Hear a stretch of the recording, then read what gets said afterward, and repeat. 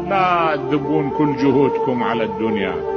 تشعروا اكو شيء وراء الدنيا اسمه الآخرة، هذيك ابنوا لها. الإمام يقول لو كانت الدنيا من ذهب والآخرة من خزف لاخترت خزف الآخرة على ذهب الدنيا. يقول يا الله، أنا وياك خلنا نحسبها بحساب،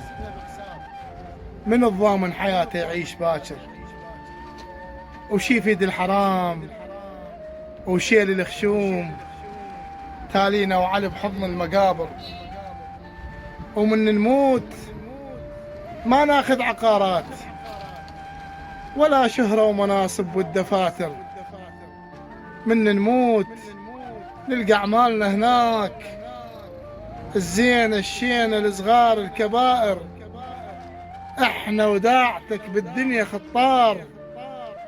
وعبر الدنيا كان عبرت قناطر، خلنا نتجه لله ونصحى ونتوب،